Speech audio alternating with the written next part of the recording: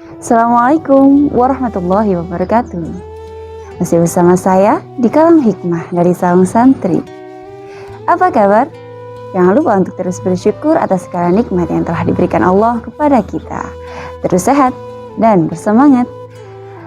Sahabat, Abdullah ibnu Mas'ud berkata, Arba'atun min dzulmatil qalbi, batnun syab'anun min ghairi mubalatin, wa suhbatu zalimin, wa nisyanu az-zunuba al-mawdiyah, wa tulul amali.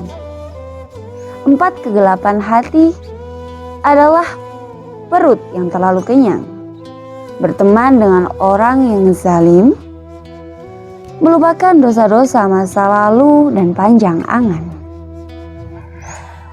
4 hal yang disebutkan oleh Ibnu Mas'ud ini adalah 4 hal yang menjadi penyebab gelapnya hati.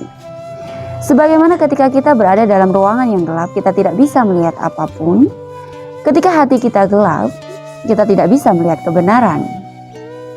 Perut yang terlalu kenyang akan membuat kita tidur dengan pulas.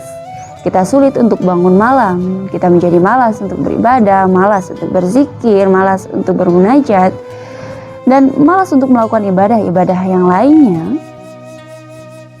Selain itu, ketika kita sudah terbiasa dengan perut yang terlalu kenyang, kita akan menjadi orang yang egois dan bahkan cenderung beringas. Mengapa seperti itu?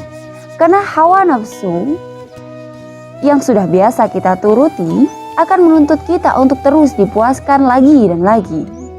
Dan ia bahkan akan memaksa kita untuk menurutinya dengan segala cara. Kemudian berteman dengan orang-orang yang zalim akan membuat kita melakukan perbuatan yang zalim juga. Ada 2 alasan. Yang pertama adalah karena keburukan mudah sekali menular jika dibandingkan dengan kebaikan. Lalu yang kedua adalah kita menjadi meremehkan perbuatan zalim karena telah terbiasa melihat teman kita melakukannya. Awalnya mungkin hati nurani kita akan menentang kita, menolak, memberontak. Tetapi perlahan kita akan mulai mengabaikannya karena kita menganggap perbuatan zalim itu adalah hal yang lumrah dan biasa untuk dilakukan. Dan akhirnya hati kita akan mati. Dan ketika hati kita mati, kebenaran senyata apapun di hadapan kita tidak akan kita indahkan, apalagi diterima. Sahabat, yang ketiga adalah melupakan dosa-dosa masa lalu. Perilaku ini membuat kita menjadi orang yang merasa diri baik dan benar.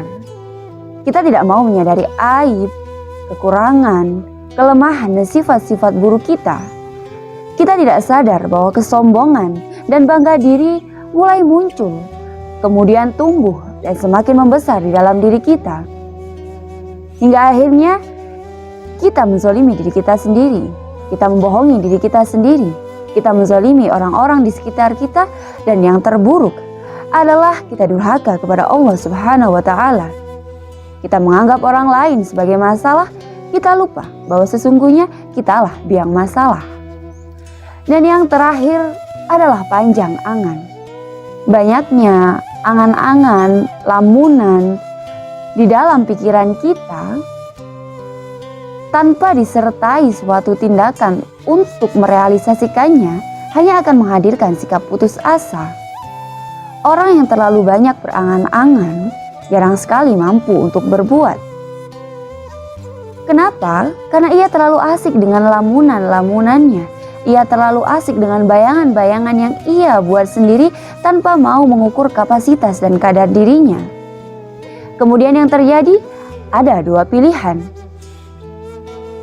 Yang pertama, mungkin ia akan putus asa karena angan-angannya tidak terjadi.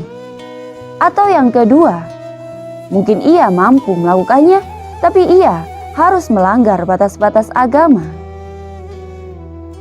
Semoga kita terhindar dari 4 penyebab kegelapan hati ini dan bisa menjadi orang yang selalu menjaga kejernihan hati kita.